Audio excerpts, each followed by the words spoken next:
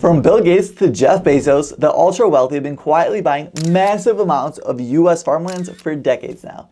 This video is going to show you how you could buy and invest in farmland for yourself. So let's get started.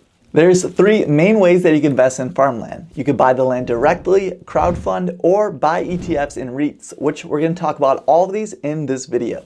Depending on how much money you want to invest, the time commitment, and the returns you're looking for can play a large part in determining which route is best for you. The first route is the most obvious one. You just go out and buy the land for yourself. If you do go this route, you have two options with either managing the land yourself, or you can lease it out to another person to farm the land for them. I personally work a full-time job, so I wouldn't be able to buy and manage the land myself, but you can buy the land and then rent it out. You can find and buy land and farms for sale on websites such as landandfarm.com and Zillow. I'm from Illinois, so let's use that as an example. According to dreamdirt.com, the cost to buy an acre of land in Illinois is just over $13,000 per acre. The University of Illinois says that the average rent that you could collect for an acre of land per year is $386, but that's also on the high end. To see how much of a return it is per year, we would just take the money we would receive, $386, and then put it over the cost to actually acquire and buy the land, which was just over $13,000. Now that would give us an annual return of about 2.9%, which is pretty low, especially when you compare that to the stock market, but the real money comes when you would actually sell the land. Now let's use the same example in Illinois here, but look at it over 10 years. You would receive $3,860 in total for someone paying you rent to actually farm the land. DreamDirt's website claims that the average price increase per year for the land would go up on average about 4.5%. So that means that the land value that would have gone up from the purchase price of about $13,300 all the way up to about $20,700, and that's in 10 years.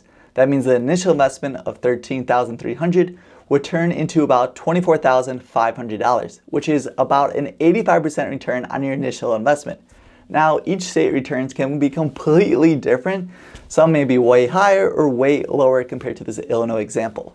If you're like me and buying the land directly seems like way too much work and honestly not that great of a return, plus I'm personally using the farmland to invest so I can diversify my stock portfolio.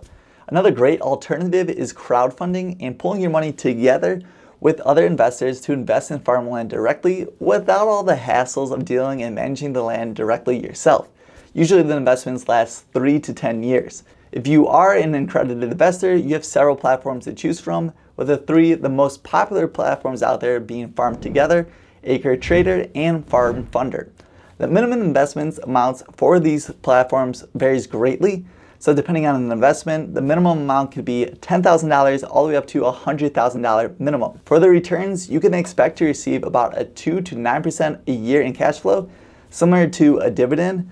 Additionally, the initial investment increases on average about 6 to 13% per year. So say for example that if you invested $100,000 in 10 years, you could turn that to $249. But not all of us are accredited. If you are not an accredited investor, you have limited options for the farmland investment platforms, and as of now, you could just basically go with GoSteward.com, which has a minimum of $100 to start investing.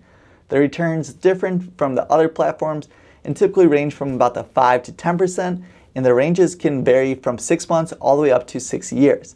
So in 10 years with a 9% return, you would turn $1,000 into $2,367. The last option when it comes to investing in farmland is with REITs and ETFs. Now this is by far the easiest investment option when it comes to farmland. When you buy REITs, you're basically just buying the stock in a company that owns and manages the farmland. In return, you can then make a return on your investment from the company's profits. For ETFs, the investors pool their money together to gain exposure to a different asset.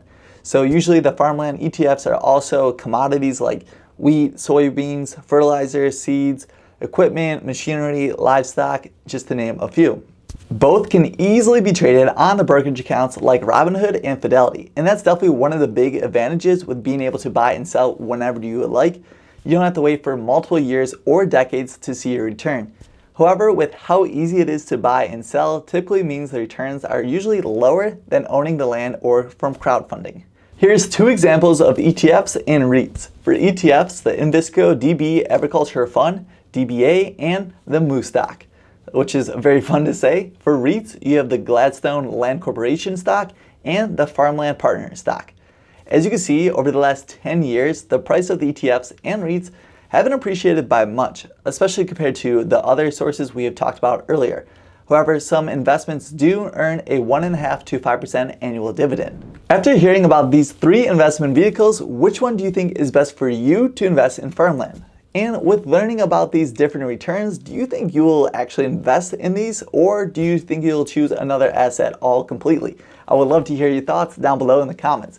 Make sure to give this video a thumbs up, and I'll see you guys in the next one. And this is Kevin, your financial tutor, signing off. Peace.